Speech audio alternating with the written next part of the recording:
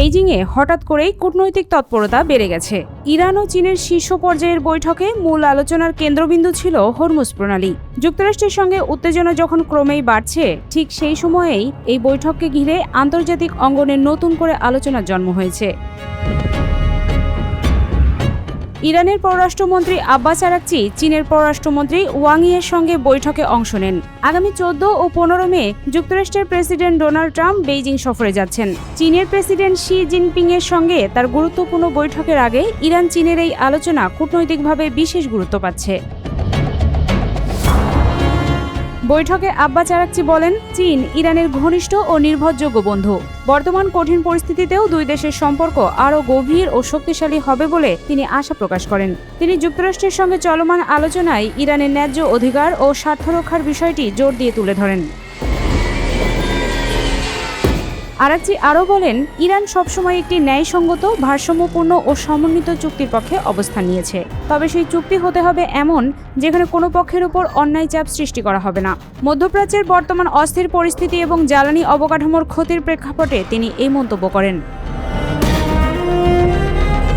চীনের পররাষ্ট্রমন্ত্রী Wang Yi বৈঠকে বলেন, সংঘাত দ্রুত শেষ করা এখন অত্যন্ত জরুরি। একই সঙ্গে তিনি হরমুজ প্রণালী পুনরায় স্বাভাবিকভাবে চালু করার উপর জোর দেন। তিনি সতর্ক করে বলেন, নতুন করে যুদ্ধ বা সহিংসতা শুরু হওয়া কোনোভাবেই গ্রহণযোগ্য নয় এবং আলোচনার পথই একমাত্র সমাধান। হরমুজ প্রণালী বিশ্বের সবচেয়ে গুরুত্বপূর্ণ সমুদ্রপথগুলোর একটি। এর মধ্য দিয়ে বিশ্বজুড়ে ব্যবহৃত তেল ও তরল গ্যাসের প্রায় 1/5 পরিবাহিত হয়। চলমান সংঘাতের কারণে এই গুরুত্বপূর্ণ পথ কার্যত অচল হয়ে পড়েছে, যার প্রভাব সরাসরি পড়েছে জ্বালানি বাজারে। আন্তর্জাতিক বাজারে তেল ও সারসহ বিভিন্ন পণ্যের দাম বেড়ে যাওয়ায় বৈশ্বিক অর্থনীতিতে নতুন চাপ তৈরি হয়েছে। এই পরিস্থিতিতে যুক্তরাষ্ট্র ইরানকে বাড়তি চাপে রাখতে ইরানি তেল কেনার সঙ্গে জড়িত থাকার অপবাদে চীনা কিছু কোম্পানির ওপর নিষেধাজ্ঞা আরোপ করেছে। এর পাল্টা প্রতিক্রিয়ায় চীন স্পষ্ট জানিয়ে দিয়েছে, তারা এসব একতরফা নিষেধাজ্ঞা মানবে না এবং নিজেদের কোম্পানিগুলোর স্বার্থ রক্ষা করবে। আন্তর্জাতিক বিশ্লেষকদের মতে এই বৈঠকে মূলত দুটি বিষয় সবচেয়ে বেশি গুরুত্ব পেয়েছে: হরমুজ প্রণালী পুনরায় চালু করা এবং যুদ্ধবিরতি টিকিয়ে রাখা। চীন একদিকে যুক্তরাষ্ট্রের সামরিক ও অর্থনৈতিক চাপকে সমালোচনা করছে, অন্যদিকে ইরানের প্রণালী বন্ধ রাখার সিদ্ধান্ত নিয়েও উদ্বেগ প্রকাশ করছে।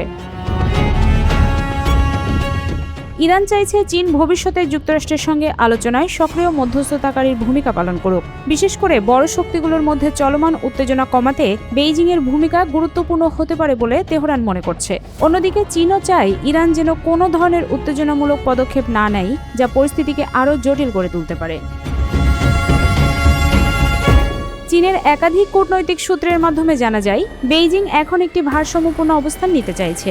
একদিকে তারা ইরানের সঙ্গে দীর্ঘদিনের কৌশলগত সম্পর্ক ধরে রাখতে চায়, অন্যদিকে যুক্তরাষ্ট্রের সঙ্গে সরাসরি সংঘাতেও জড়াতে চায় না। ফলে এই বৈঠকে চীনের অবস্থান ছিল অনেকটাই সতর্ক ও হিসাব নিকাশ নির্ভর। এই বৈঠক শুধু দুই দেশের দ্বিপাক্ষিক সম্পর্ক নয়, বরং যুক্তরাষ্ট্র, চীন ও ইরানের মধ্যে চলমান বৃহত্তর কূটনৈতিক টানাপোড়েনের ভবিষ্যৎ দিক নির্দেশনা নিয়েও গুরুত্বপূর্ণ ইঙ্গিত দিচ্ছে।